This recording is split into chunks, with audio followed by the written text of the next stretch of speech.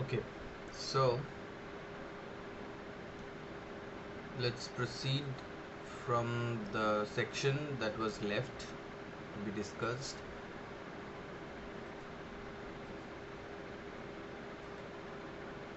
Okay. I hope you can see my screen where the section from off studies is displayed. Let me Yes, know. sir. Yeah, okay. So we had done till logic and rhetoric able to contain. This was the part that to the point till which we had completed. Let me know if I am incorrect, but I believe this was the part that we had done last in the last class. So um, this is what uh, Bacon continues with. Abion Studia or Abon Studia, I don't know how it is pronounced, Abeunt, looks like Latin or maybe French, Abion Studia in Morris. Studies pass into and influence manners. That is that is one of the translations of this sentence, perhaps in Latin. But there is also another translation which might mean that studies, the thing that we read, the thing that we study, pass into our mores, pass into our um, bone marrow. It enters into it. It makes us what we are. Uh, Usually, when you watch um,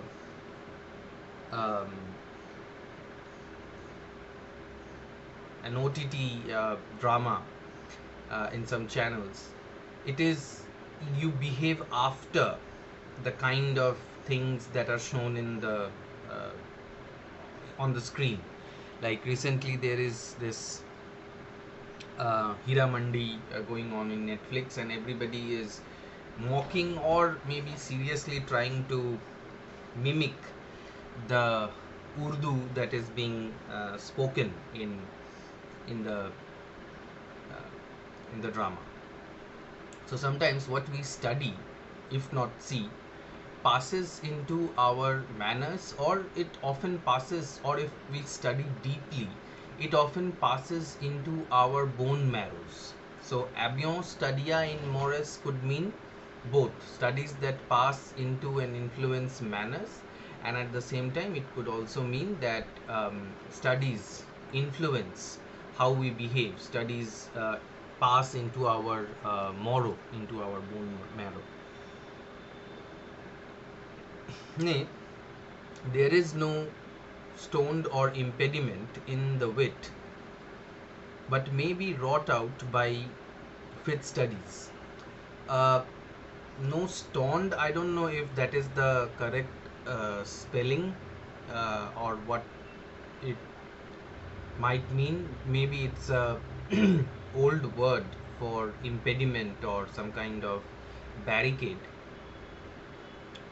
So there is no impediment in wit, but may be wrought out by fit studies. So if you study the right thing, then you will be able to function correctly. Wit here can be exchanged with intelligence, or wit here can be exchanged with uh, intellectual ability. So there are many challenges to our intellectual abilities. We often find our intelligence challenged by various kinds of problems. So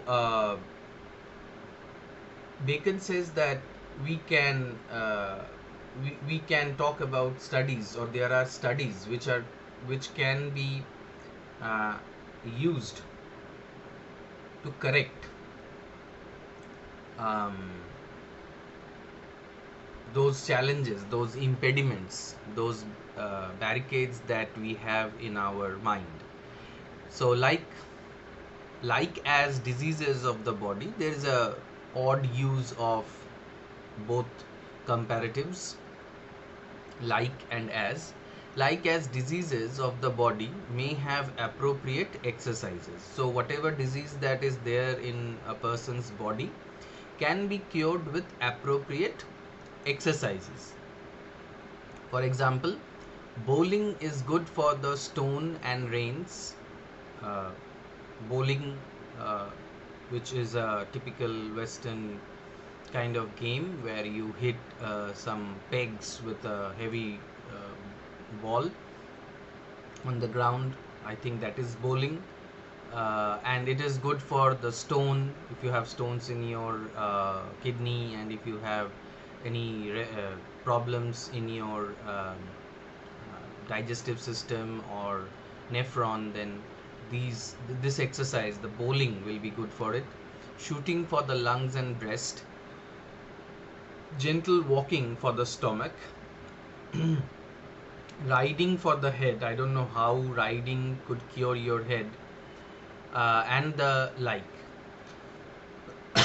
So there are various exercises. If you ask any Patanjali person, they will tell you that there is a particular yoga for uh, all particular problems that there are, and yoga can cure almost all the problems that there could be.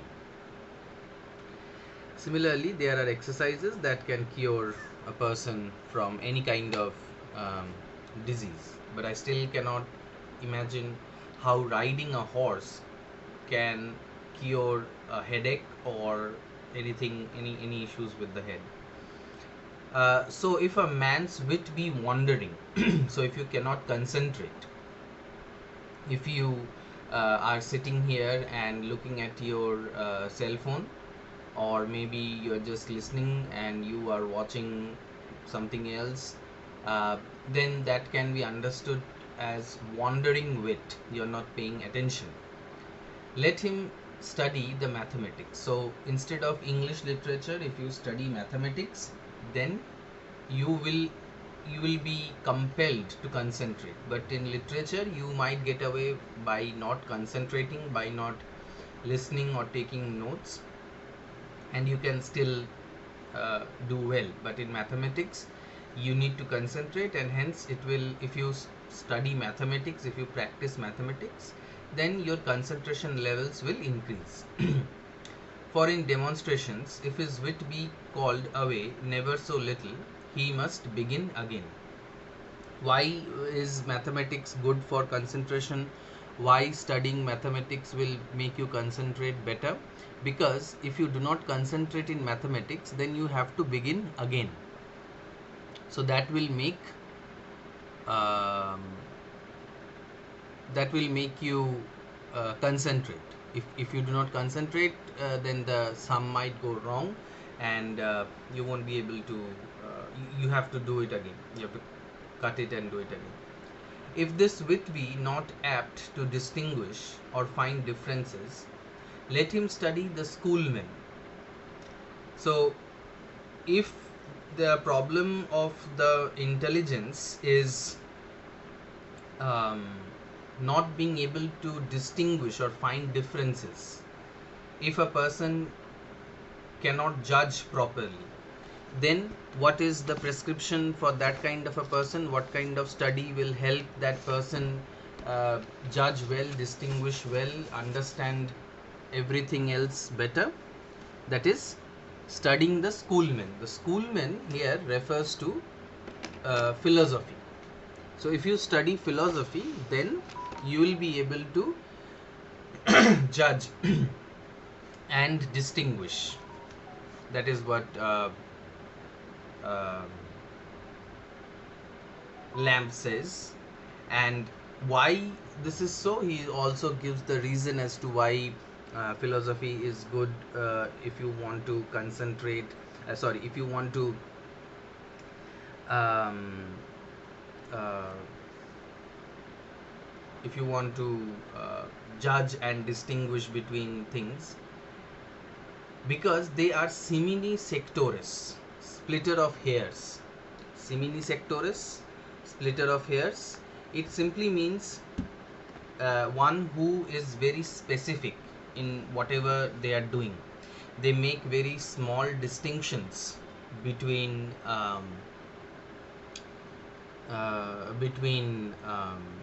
matters. So if you cannot distinguish, if you cannot make separate two things, then what you should do is you should study the philosophers, because they are simini sectoris. They uh, they make very specific arguments. They make very specific uh, and detailed dissections that help you to understand the differences between two or three things, between many things, better. If he be not apt to beat over matters and to call up one thing to prove and illustrate another, let him study lawyers' cases. So, if he be not apt to beat over matters, if one person cannot recall matters, cannot find faults or find points for and against matters, or if he cannot prove and illustrate, simply speaking, if he cannot fight well, if he cannot argue well, then that person should consider studying lawyers' cases, because the lawyers can argue very well. And hence, if you study law, then you will be able to argue quite great. মানে ঝগড়া করতে যদি হয়, ঝগড়া করা শেখার জন্য তোমাকে লয়ার্সদের কেসেসগুলো পড়তে হবে। ল পড়লে তুমি খুব ভালো ঝগড়া করতে পারবে। Facebook provides us an alternative. If you have been on Facebook for some time now, and if you want to learn how to argue and learn how to make the other person fall silent, then you need to study the Facebook fights on somebody's post. Somebody writes something and that leads to a great argument. And that is actually good. That is actually better. You don't spend too much money, neither do you come down on the street to fight with each other, but sometimes some Facebook posts lead to these kinds of fights. Anyway, so that is our discussion with this extract by Bacon, by Francis Bacon. Next we will go to the letter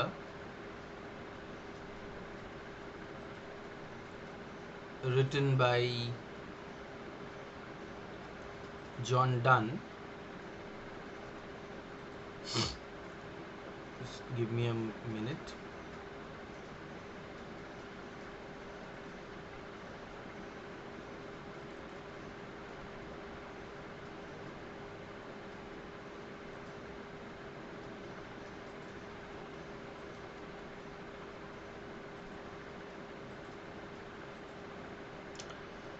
Okay, so this is the letter from John Donne to Sir George Moore, and it was in 1601 or 1602, March the 1st, and all of these things refer to where it was found and who wrote the transcription, and so on and so forth. Where it can be found today, it can be found at Folger Shakespeare Library, Washington DC. And so these are the information that helps you identify, it helps you to pinpoint the source and the way in which the letter is identified, that whether it was written really by John Donne or not. It's a short one, so I have not taken any one extract from it. So here it goes.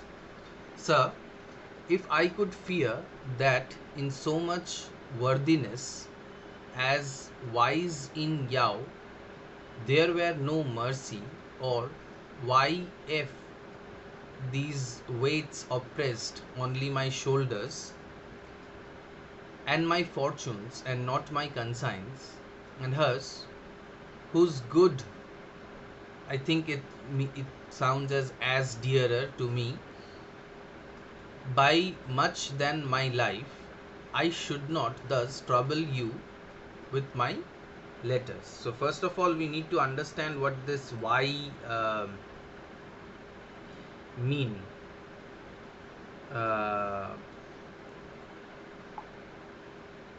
This why has a particular meaning. Why, as much worthiness, because the Y stands for I and the Y stands for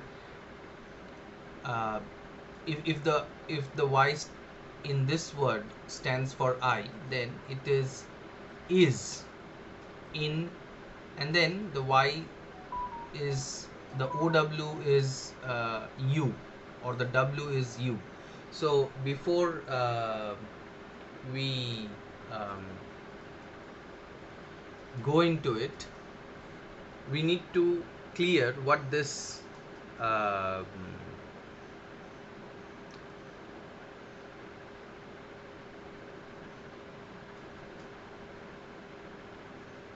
Y and W mean, because that will, if we do not clear that out, that will throw us off our balance.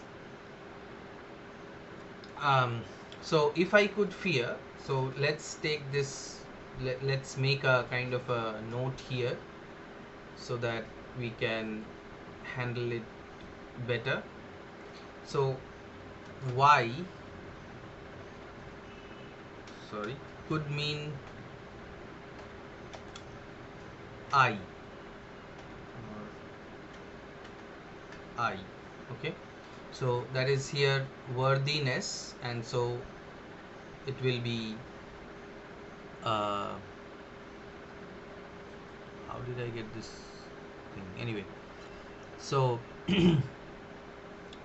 if I could fear that in so many worthiness as is in you, and so the next problematic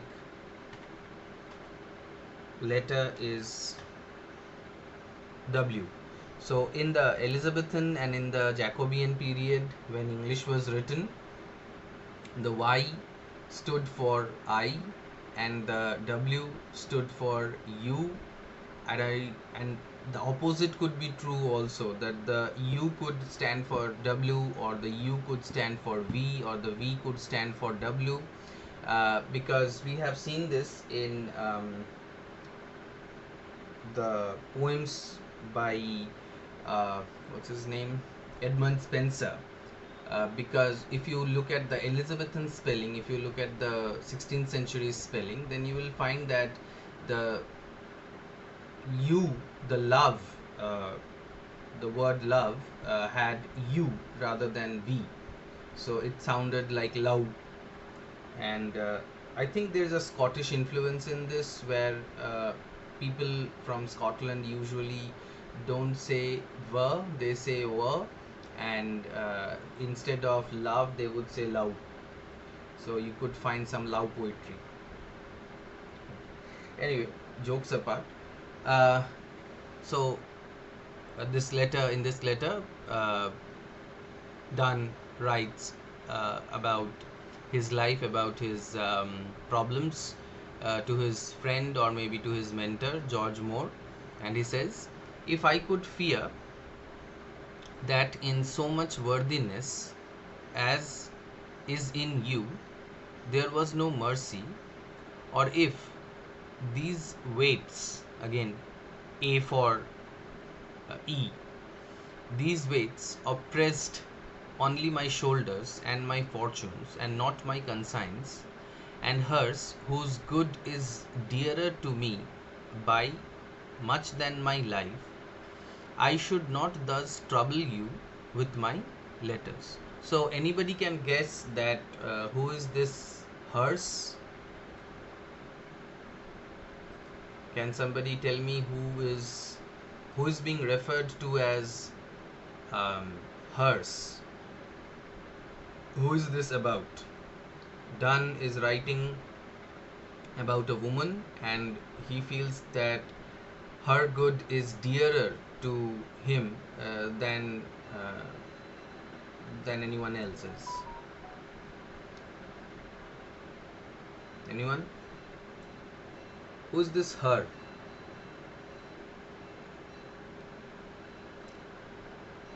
Srija, any clue? No, sir. Maybe his beloved or something. Beloved wife, Anne Donne. So, I hope you understand that, or I hope you know that um,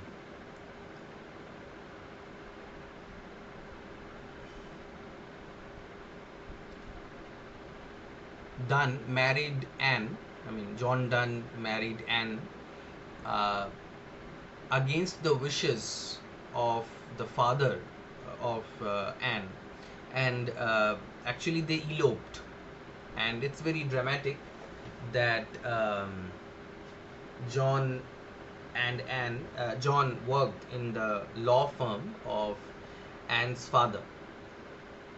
যেমন হয় আর কি, বলিউড মুভিগুলোতে দেখা দেখা যায় যে একটা গরিব ছেলে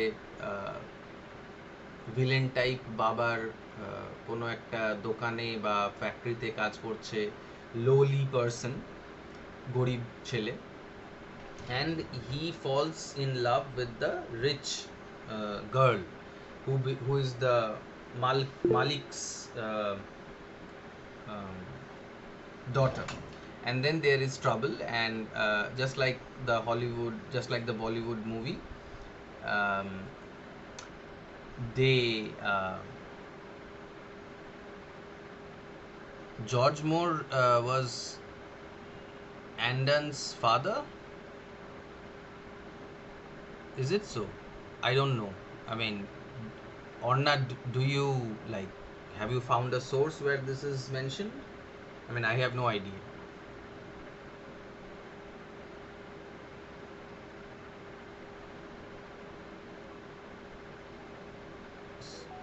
Okay, yeah. So then Google might be correct that George Moore is the father of Anne, and he is writing this letter. And as I was saying, that there was this trouble because John worked at Anne's father's law firm, George Moore's law firm, and they fell in love. And George Moore was not in favor of letting Anne marry Donne, because Donne was, I don't know, Donne was done. And I mean, he was a kind of a maverick, and he was not very good at maintaining money and all that, and he was not a very good lawyer, I think, at the end of the day.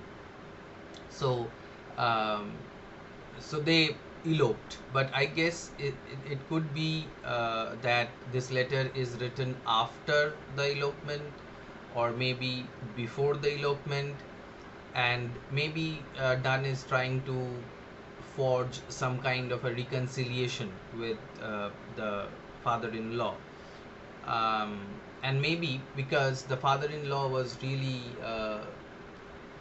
stinky old person, and he was after the lives of both, um, I mean, I'm not really lives, like he was not going to murder them, but he created a lot of trouble for them. Like, Dunn could not get a job, in any other law firm. Just imagine any Bollywood uh, movie where the father is dead against the daughter getting married to a sadak chap ladka and things like that. So maybe he is writing to offer some kind of reconciliation to uh, the bad dad, to the villainous father. Um, so he says that my fortunes or my conscience, you are worthy, but there is no mercy in your heart. You are quite a worthy man, but there is no mercy, and my shoulders are oppressed with a lot of responsibilities. My fortunes are down, but her good is more important.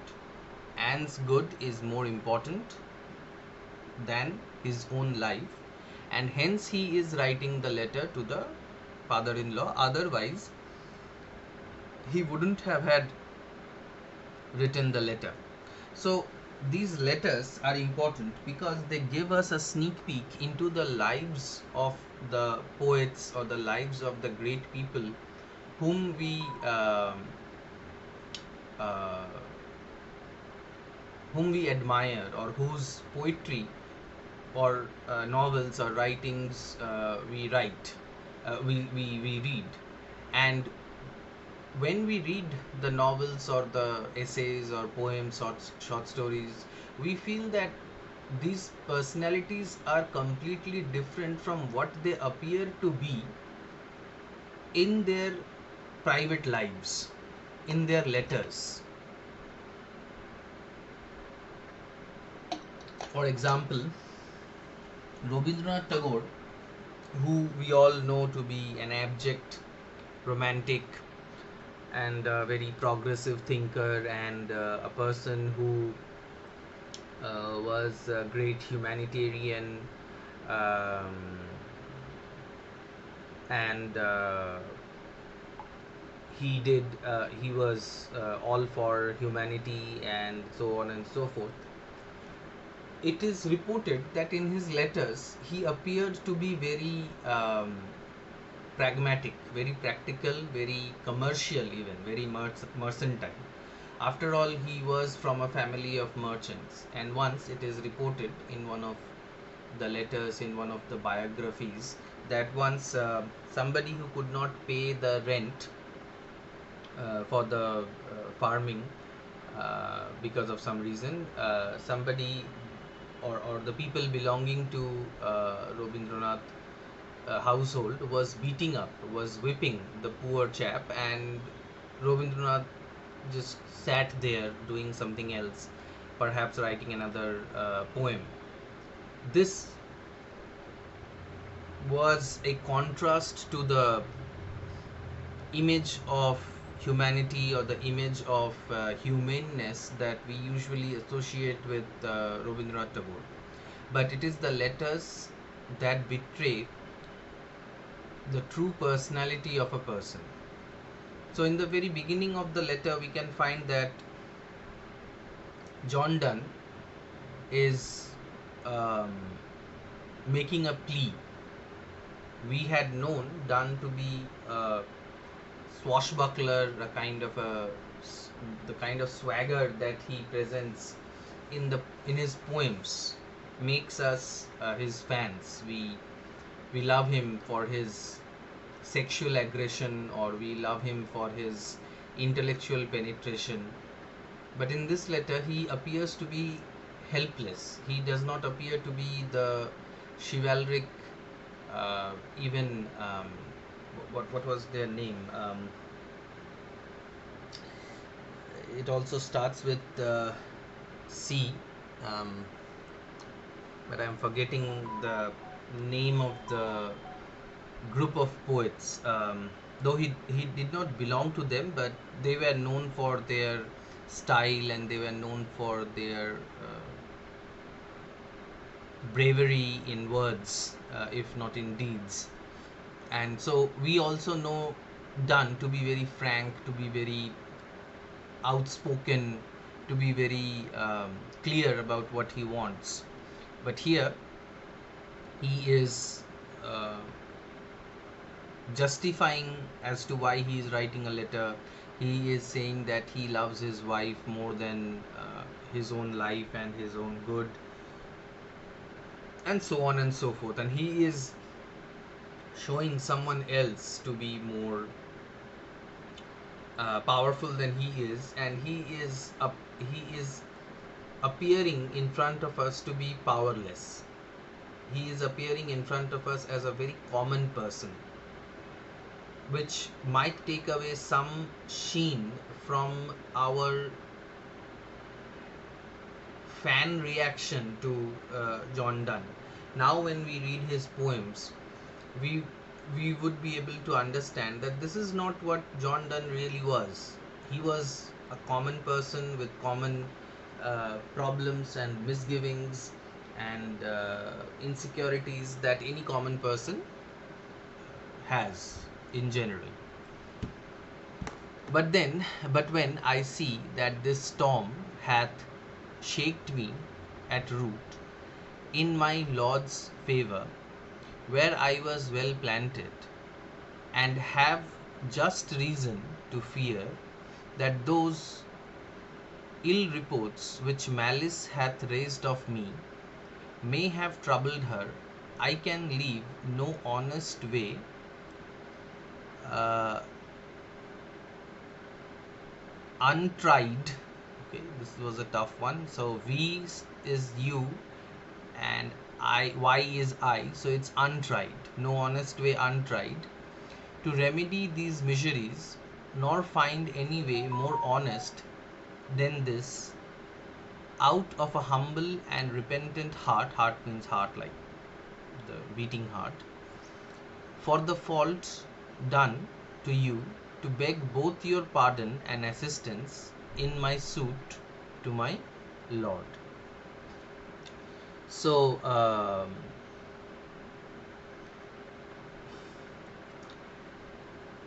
he is, in fact, begging.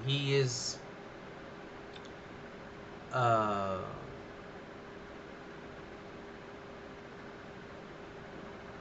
he is making a plea to the father-in-law and relaying the incidents that have happened to him. And he's saying that this storm, this elopement was then a great scandal. এখনো যেমন হয় যদি কোনো মানুষ কোনো অন্য মানুষের সাথে পালায়, সাধারণত পুরুষ মহিলা যদি একসঙ্গে পালিয়ে যায়, তাহলে it creates a lot of scandalous reactions in the society, especially in the amongst the lower classes, middle class people, and it becomes the talk of the town for some time. And it is not a problem anymore. It is something that keeps happening in one neighborhood or another, but still people talk about it, that so and so eloped with so and so. But then ইলোপমেন্টের খবরগুলো অনেক সময় news পেপারে চলে আসতো। অনেকে হয়তো তাই জন্য ইলোপ করতো না, মেবি নট, বাট ইলোপমেন্ট তখন একটা বিশাল স্ক্যান্ডাল ছিল। আর স্পেশালি জর্জ মোর, যে একজন মানে এস্টাবলিশড লয়ার, একজন বিখ্যাত ব্যক্তি, তার মেয়েকে নিয়ে জন ডন পালিয়েছে, সেইটা একটা বিশাল ক্লেচ্ছা একটা কারণ ছিল, মানে, এবং সেটা নিউজ পেপারেও চলে আসতো। তো ওটাকে স্টর্ম বলছে, যে এরকম ধরনের একটা জিনিস ঘটেছে ওর লাইফে এবং ও বুঝতে পারেনি যে এত গন্ডগোল হবে। So he says that the storm has shaked me at root, the storm has shaken me down to my roots, and Lord, in my Lord's favor. So here the Lord could be the Lord George Moore, under whose patronage John Donne was growing, or in that age, in those times, people, poets used to have a mentor, used to have a patron, and John Donne too perhaps had managed to have a patron in whose court he would sit and write poetry or make some wisecracks as he was known to do. But because of this elopement, because of maybe Donne's father-in-law had written some malicious letters to the Lord under whose patronage John Donne used to work, and have maligned him, have made him answerable to the Lord, because the Lord himself was not very happy that John Donne would indulge in something that is very scandalous. So that is why he is saying that perhaps he has lost the favor of the Lord because of this storm, in whose steed he used to stand very high, but now he has lost it. But that those ill reports which malice hath raised of me have troubled her, I can leave no uh, honest way untried to remedy these miseries. So even those rumors that were spread by perhaps the father-in-law, or perhaps by the people working for the father-in-law, uh, that John Donne is a drunkard, or John Donne is a debaucher, or he's a racketeer or a pirate, whatever things were could be rumored back then. এখন যেমন character assassination হয় ফেসবুকে বা অন্য কোনো social মিডিয়াতে, even in the workplaces, that if you do not like someone, then you spread some rumors about that particular person. And in our society we usually believe lies and not truths. And once the lie goes 7 houses, it becomes a truth. মানে 7জন যদি একই মিথ্যে কথা বলতে শুরু করে, তাহলে অনেকে বিশ্বাস করে যে ওই মিথ্যে কথাটাই সত্যি। তো এরকম তখনকার সময়ও হতো। তো অ্যান ডনেরও মনে হচ্ছে যে কাকে বিয়ে করে নিলাম। অনেক সময় ওই দিদি নাম্বার 1-এ মহিলারা এসে বলে যে আমি খুব স্ট্রাগল করেছি। কি স্ট্রাগল করেছে না, ক্লাস 10-এর পরে বা ক্লাস 8-এর পরে সে পালিয়ে গিয়ে বিয়ে করেছে, এবং তারপরে তার হাজব্যান্ড তাকে মেরেছে, বা তার হাজব্যান্ড মদ খায়, বা তার হাজব্যান্ডের অন্য কোনো অ্যাফেয়ার আছে, সেটার জন্য সে বাচ্চাকে নিয়ে আলাদা তাকে মানুষ করতে হয়েছে। She is a single mother and so on and so forth. পাঁপড় বিক্রি করে, all these things. So Anne also is facing such a dilemma, that she is also hurt by all the rumors and all the bad things that are being spread in the society, either by the father-in-law or by some rival of Donne, which the father-in-law is actually helping spread, or he is uh, he's looking the other way when John Donne's reputation is maligned. So he has tried everything to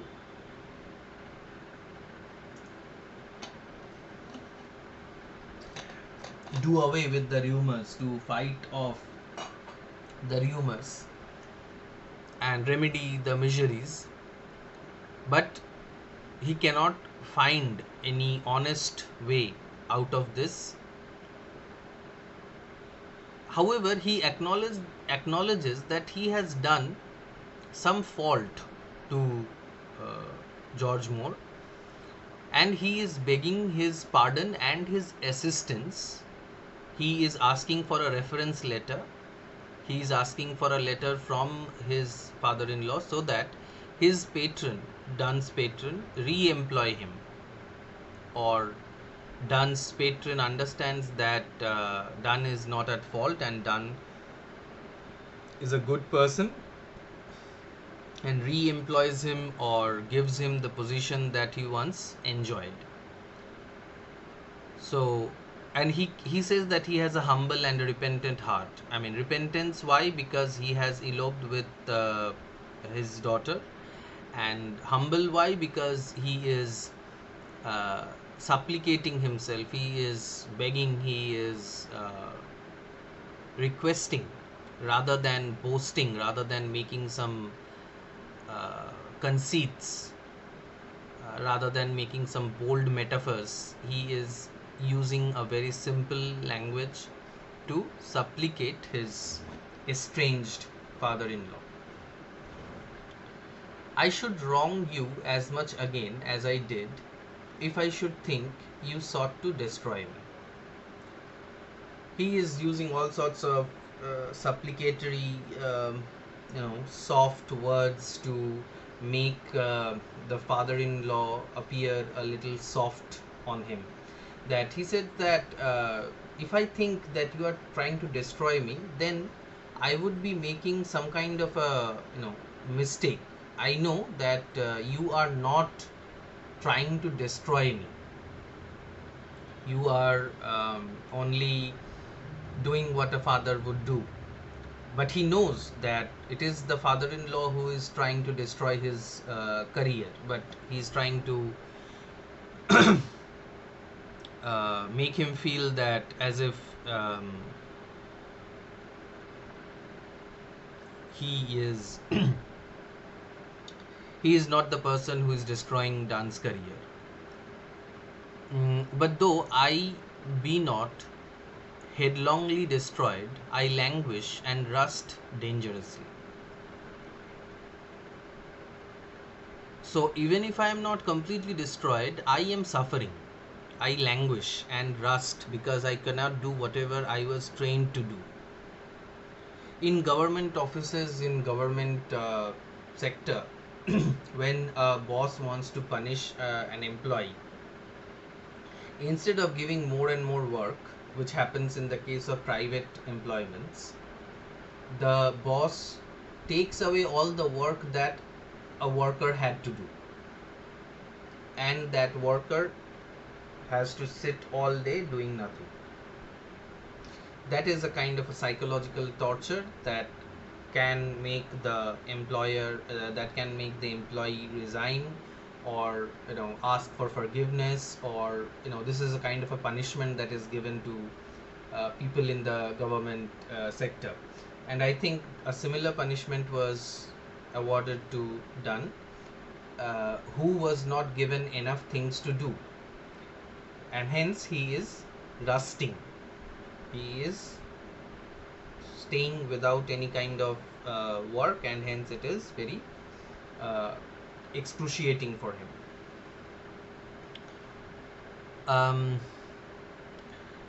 From seeking preferments abroad, my love and conscience restrains me.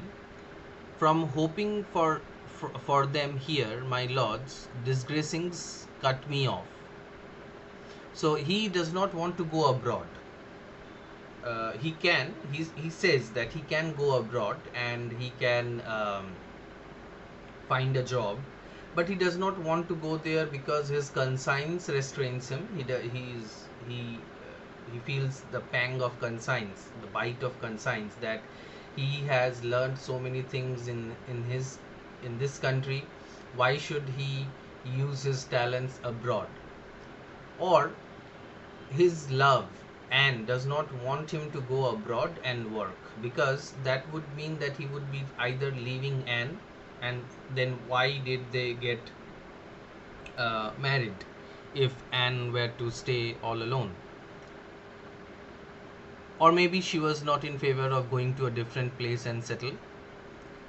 because she had friends here, and she might not have friends in France or Spain or Germany or some other place. So if he hopes from people from across the border, if he takes money from people across the border who might be the enemies of his own lord, we all know that England and France were at loggerheads. England and France were always fighting against each other. So if he goes and joins the enemy nation, then it will be a disgrace uh, against his own self, and it will be a disgrace against the his lords, his patrons. My imprisonments and theirs, whose love to me brought them to it, hath already cost me 40. I don't know what this means, and I don't think the footnote is provided here, or maybe I don't see the footnote. What this 40 cost me 40 means? Is it about the age he is referring to? I'm not sure. So whatever it is, it has cost him, and his wrong, his missteps, his impulsive action regarding Anne has cost him and his love also, because along with the husband, the wife suffers too.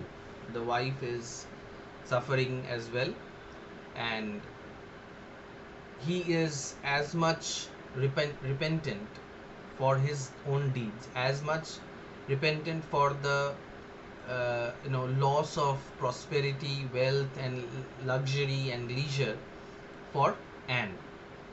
অনেক সময় ওই বলিউড মুভিতেই বা মানে Bangla cinema বা সিরিয়ালগুলোতেও অনেক সময় এরকম দেখা গেছে যে মানে ভিলেন বাবা বলছে যে আমার মেয়ের একদিনের কুকুরের বিস্কুটের পেছনে যত খরচা হয় সেটা তোমার এক বছরের স্যালারি, কি করে খুশি রাখবে তুমি আমার মেয়েকে? And the girl impulsively says that love will feed my heart if not my stomach, and so on and so forth. And then they fight because they have to manage with very meager resources. Typically the lady love gets up at 10 a.m. and that creates a furore in the middle class house. So anyway, so this is what might be going wrong in Donne's family also. So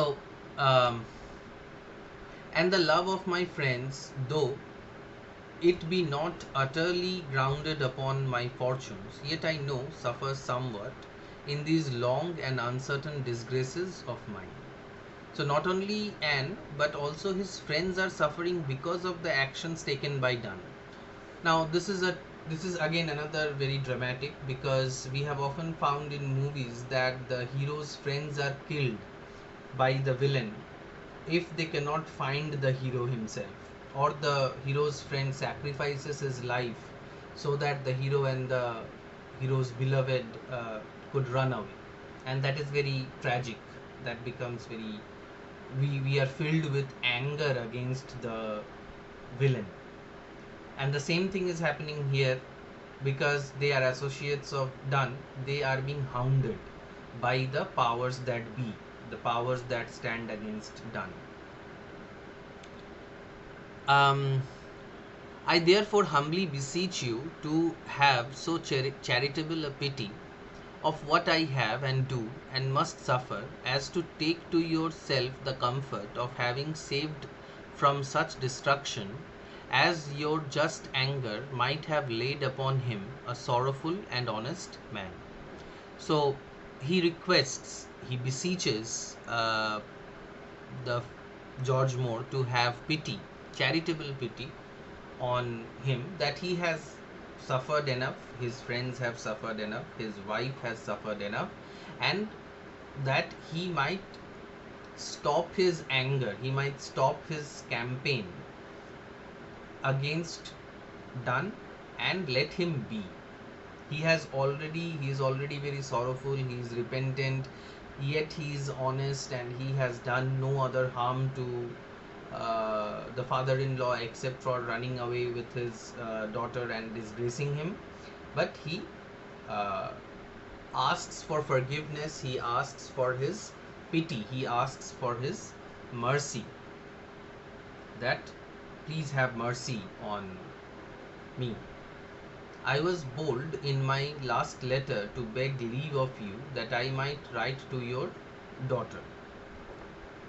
So uh, he made another mistake in the last letter, that he was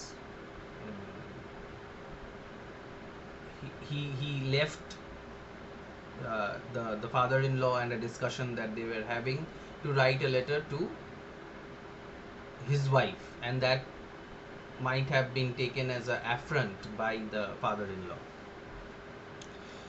Though I understood thereupon that after the Thursday you were not displeased that I should, yet I have not, nor will not, without your knowledge, do it. So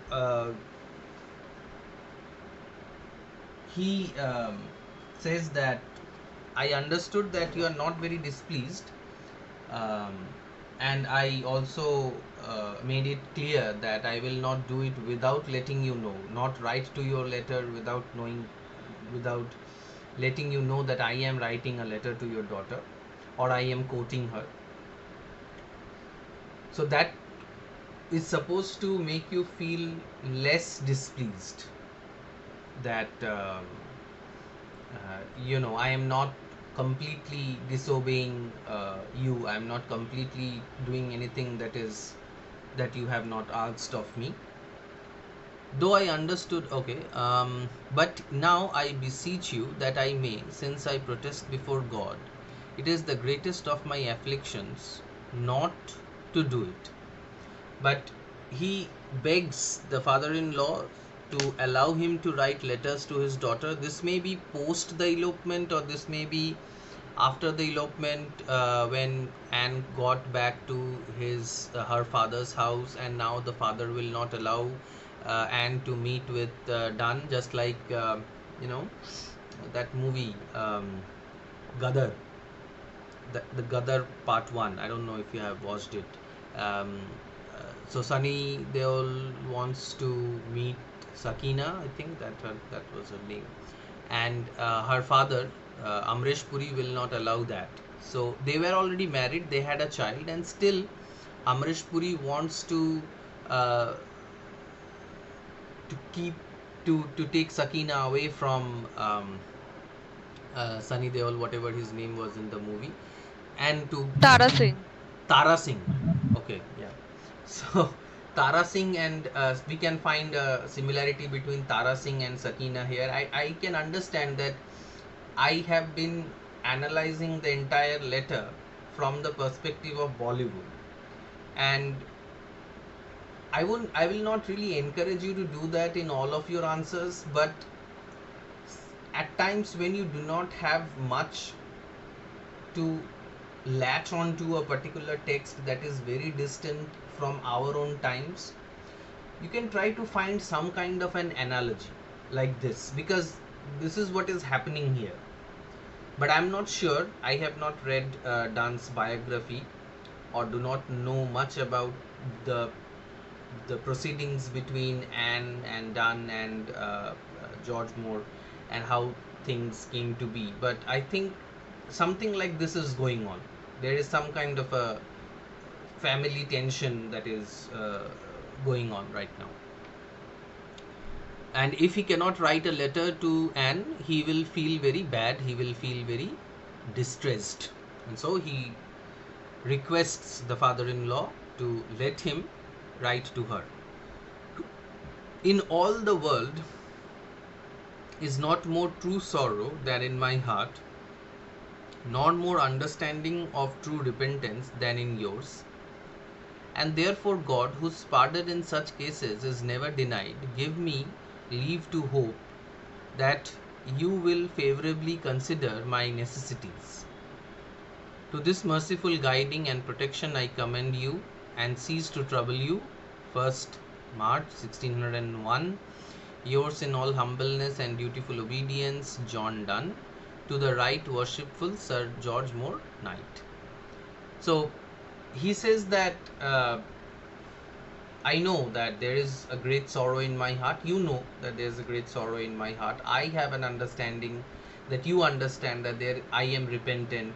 And in these cases, whenever a person is repentant, God forgives anybody who is repentant and confesses their crimes, and that you will now consider my necessities favorably. You will forgive me for all the transgressions that I have made against you and your daughter, and that you will forgive me and not just allow me to write to your daughter, but also to, um, you know, take away, stop the propaganda against me and my friends, and let us be. So he's writing a lot of things like to merciful guiding, protection, trying to give ears to the egoist father-in-law, and he says that he is all humble and beautiful and he is obedient, and George Moore is something who could be worshipful. So all these huge titles were usually attached to people of importance, and this is how a letter typically ended, with so many obeisances, so many uh, acts of supplications, and you will find the same in various prose texts that were written. Okay, so that brings us to the end of the um, letter, and now we might go for the uh, what was the last thing, what were we supposed to do? There was uh, The extract from Pope introduction. yes, the extract from Milton, Areopagitica, or is it something different?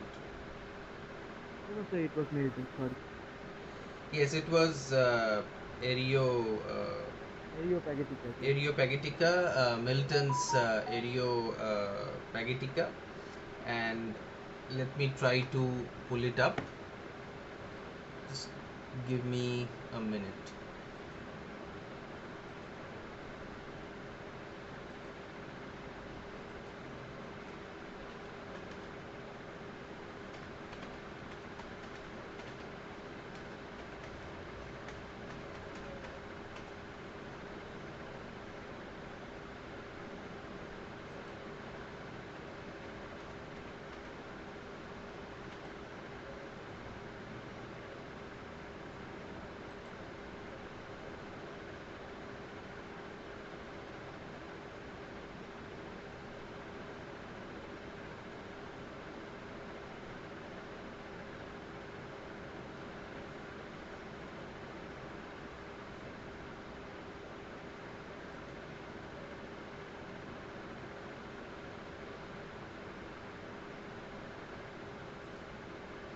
It was actually a section from the introduction on Areopagitica, not exactly Areopagitica, right? So let me just locate it.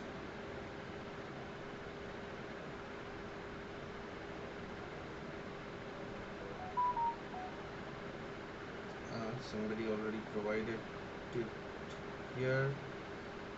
Okay, so we will do these two. We will do these two paragraphs. Such is the account Milton himself gives of his writing just before the outbreak of the Civil War. Right. So Um, I'll just read it out from the uh, phone because I don't know where I took it from, so I can't see it in the computer screen. But you have it in the group, and I will just read out the section, and you can follow from the text that was given in the group. Okay, all right. So Areopagitica is actually a speech that was delivered by Milton, and it was before the outbreak of the civil war, as the extract mentions. And if we are talking about the civil war, then we need to understand a little bit about what the civil war was and what was Milton's role in it, so that we can have a better understanding of the reason as to why he writes or he gives this speech. So, can somebody tell me what is the civil war that is being referred to here? When did it start? What was the reason behind the civil war?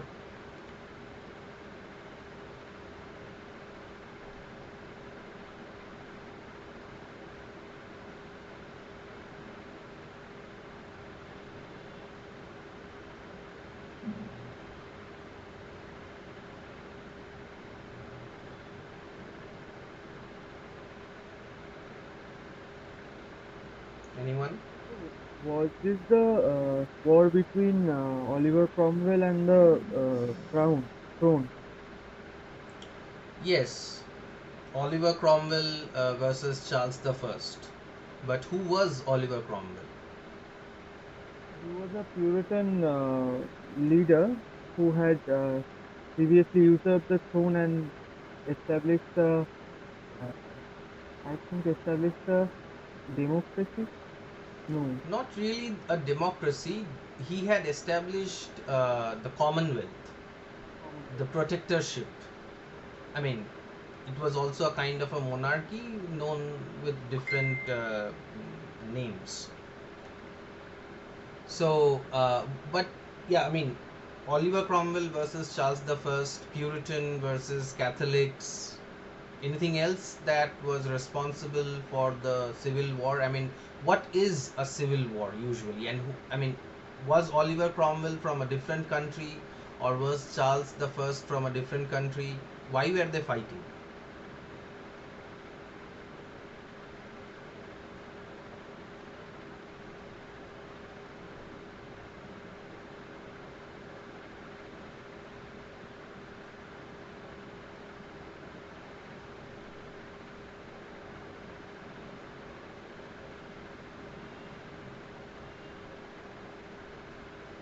Anyone other than Mohul? Why were they fighting? What was the reason behind this civil war? And when did it start?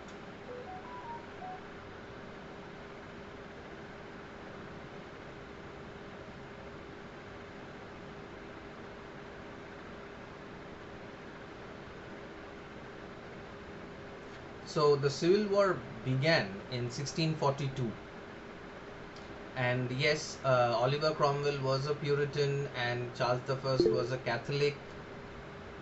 Uh, yeah, it was one of the reasons.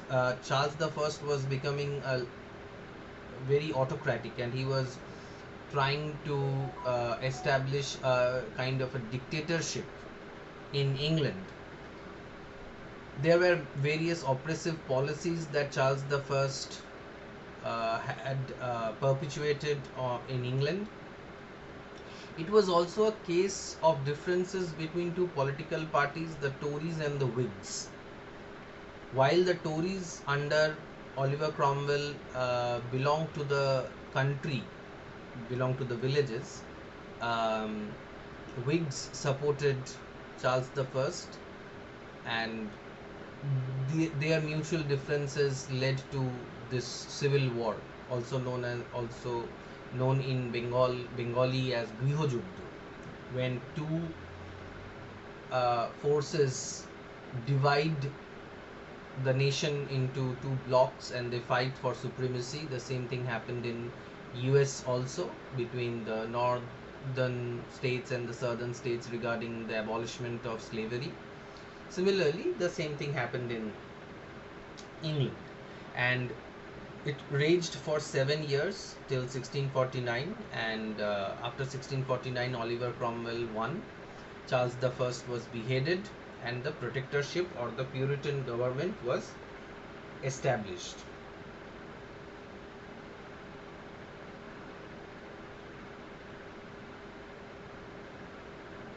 Um, so this was the background behind Milton, and what was Milton's role in it? Milton uh,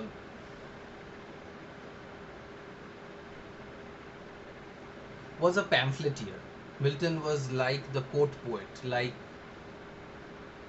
he was in support of Oliver Cromwell, and he was a Puritan too.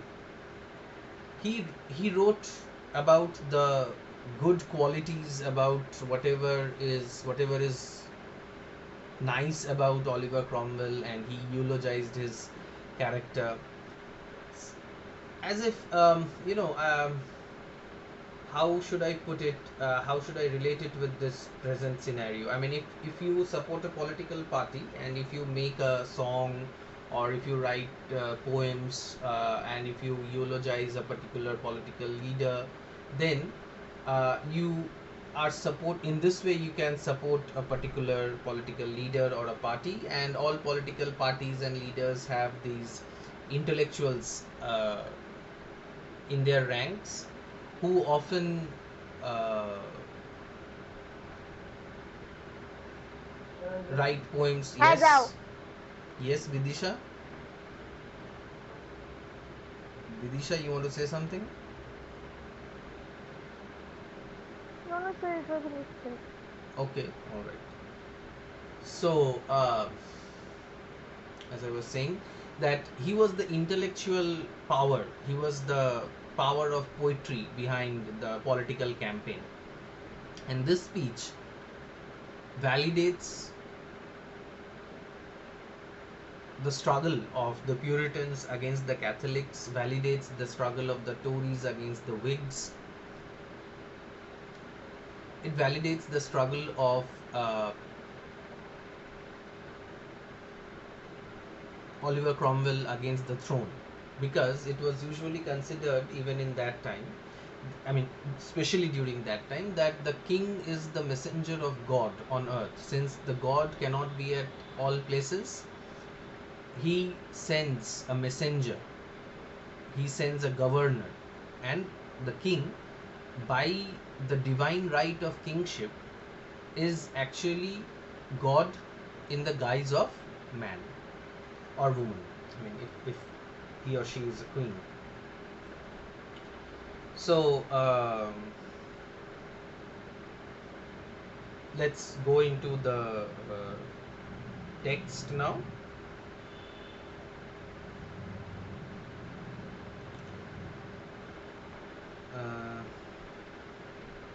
Okay.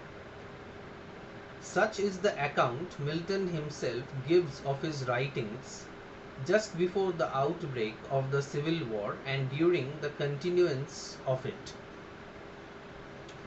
So Milton gives an account of himself and his writings before the outbreak of the Civil War and during the continuance.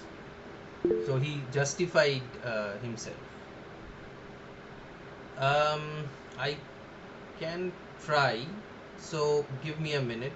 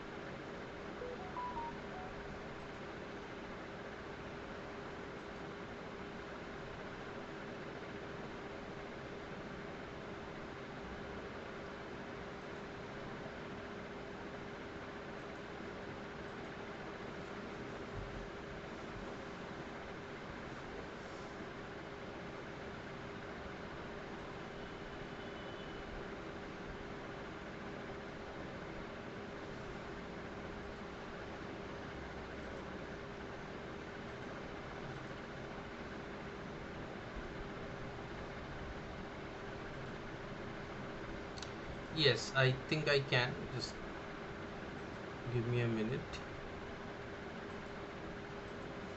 Yes. Can you see the text? Yes, sir. Yes, sir. Okay. Uh, all right. So just reduce it a bit. No, that will help. Okay. Yes, sir. Yes. Yes, sir, we can see it. Okay. All right. So, um, so he gives an account of himself. The order of them is not indeed minutely accurate, for the some books on the subject of divorce not were not all published before he proceeded to the questions of education and unlicensed printing, but it probably represents precisely enough the succession in which the various subjects discussed engaged his attention. So, the order in which the things that he discussed in the speech uh, is not minutely accurate, for there were some books on the subject of divorce which were not published, um, but it does represent his take, his way of looking at into things that engaged his attention. They were the things that he wants to discuss. The year of his life that especially concerns us is 1644. It was in the November of that year that Areopagitica was published. Besides this masterpiece, there appeared also these other works. In February, a second edition of his first divorce treatise, The Doctrine and Discipline of Divorce, restored to the good of both sexes from the bondage of canon law, and other mistakes to the true meaning of Scripture in law and gospel compared, wherein also are set down the bad consequences of abolishing or condemning as sin that which the law of God allows and Christ abolished not. So, this is the entire title of the piece, Divorce Treatise. Uh, in those days, the titles were like really very long and contained a lot of information in itself. Uh, so that was the title of the other piece published that was published in 1644. In June, his tractate of education to Master Samuel Hartlib.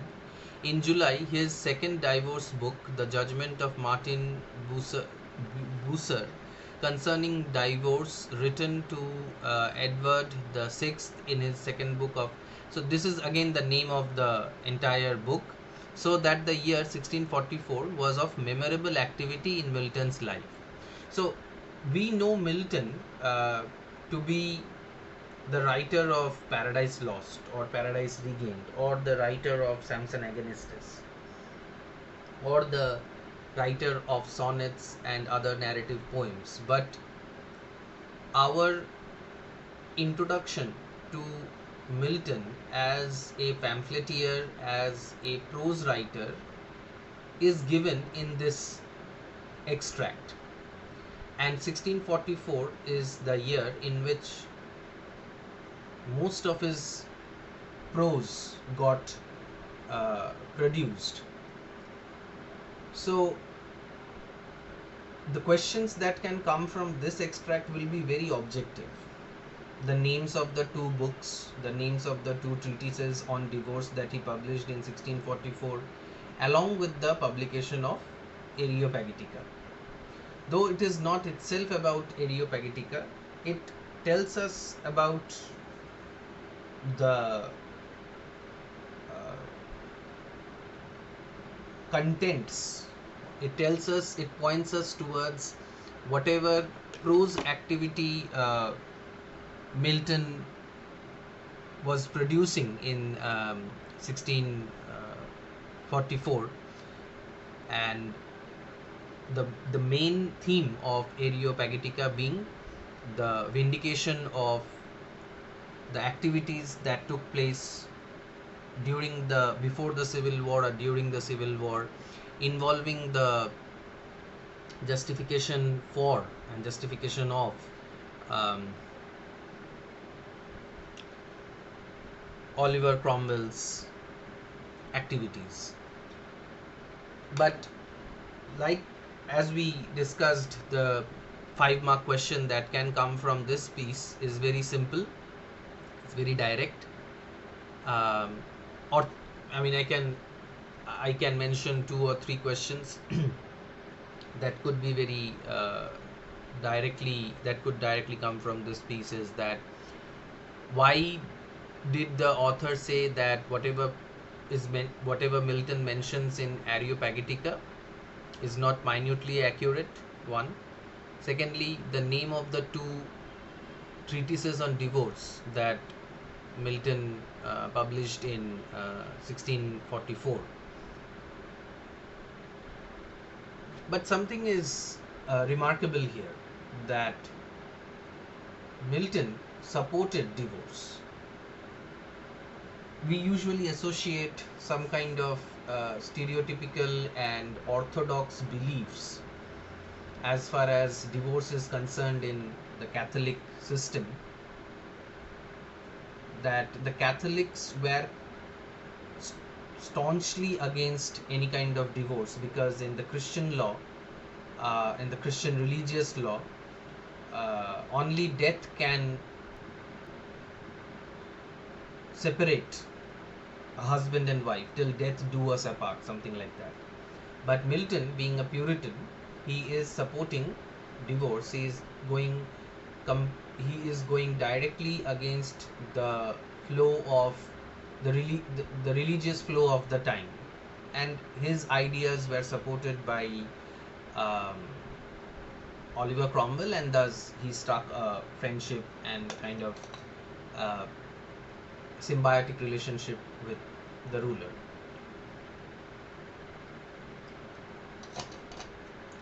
Anyway, so that's all with your extracts also. Now, if you have any questions from any of them, you may ask me and we can have a discussion. Yes, the questions can be repeated. Write down. Number 1. Why, according to the author,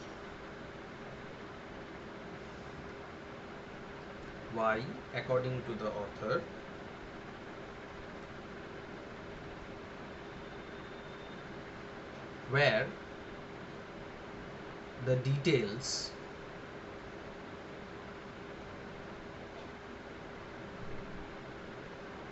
given by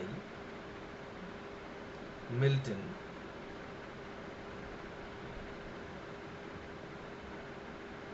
not minutely accurate?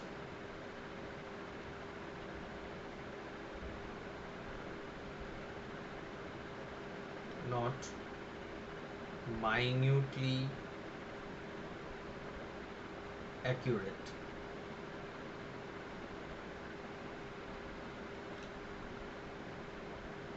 Number 2, I mean, these could be separate questions, but I think if it's a 5-mark question, then the question will be, what are the names of the 2 treatises? What are the names of the 2 treatises on divorce that Milton published in 1644? So, 2 treatises? On divorce that Milton published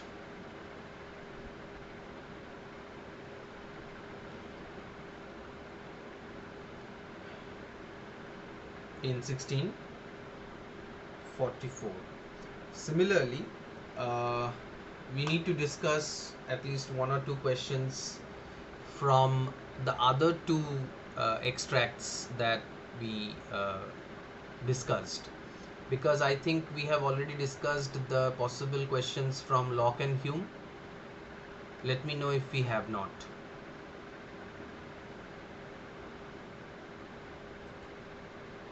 Just find out and mention it in the group if I have not already provided you possible questions from the three extracts or I mean, there were two authors, Locke and Hume, and there were like three extracts from these two writers, and I think we discussed the questions. I think I provided the questions, but if not, I will do it in the group anyway. But from off studies, you can have a simple question that I think I told in the class as well, that discuss the style of Bacon, and if the word briefly is added, then you can write it for 5 marks, and you will talk about the length of the sentences, the aphoristic way in which he writes, his economy, his brevity. Only 2 or 3 points would do enough for a 5-mark question. So from Bacon's off studies, you can have a question that comment on the style of Bacon, or it could come in another manner, like comment on the use of aphorisms by Bacon in off studies. And there could be another question of 5 marks. I guess you will get only 5 marks questions from the extracts. Another question that can come from off studies is enumerate any 5 uses of study after Bacon, which is very straightforward. Enumerate any 5 uses of studies after Bacon. Bacon যেমন ভাবে বলেছে তেমন ভাবে তোমরাও লিখবে যে 5টা study কি হতে পারে, এই 5টা ইউজ কি হতে পারে স্টাডির, ঠিক আছে? And from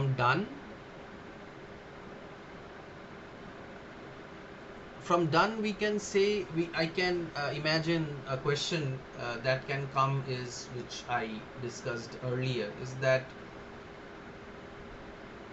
comment on the difference of the personality, comment on the difference of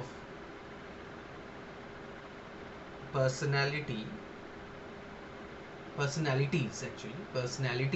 of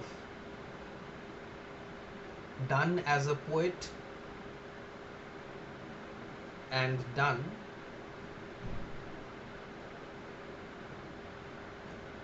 as a dependent on patronage.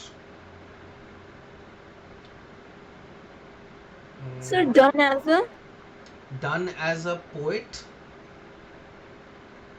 and Donne as a dependent on patronage. As I pointed out in the discussion, that we find a remarkable difference in Donne's attitude and personality in his poems and in the letter that he has written, because it is it is what Donne really is. I mean, when he is writing a personal letter, it was meant only to be written by one particular person and not by other people. Other than this, there could be another question. Enumerate or discuss the problems or sufferings. Enumerate or discuss the problems or sufferings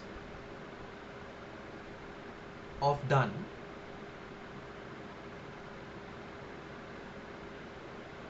due to his relationship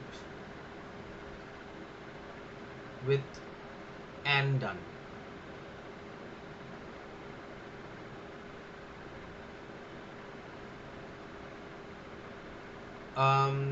Could someone write these questions that you have, I hope, noted down in the group, like type them with the headings of the extracts, and mention these questions so that we can have a ready reference. Uh, Anybody would volunteer to write it?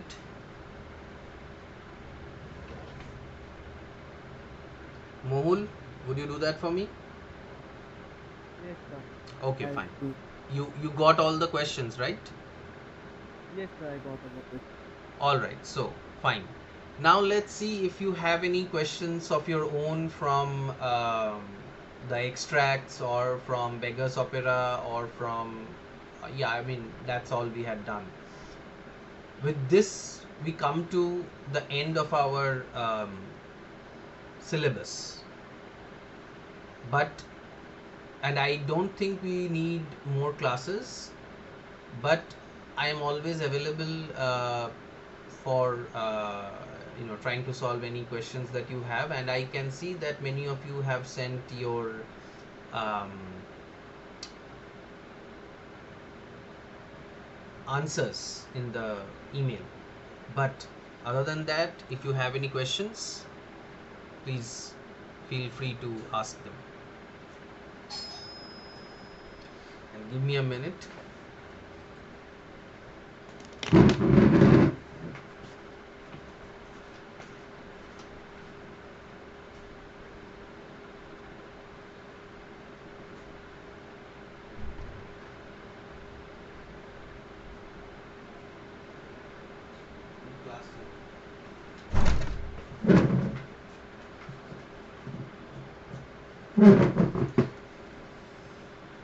Yes, any questions?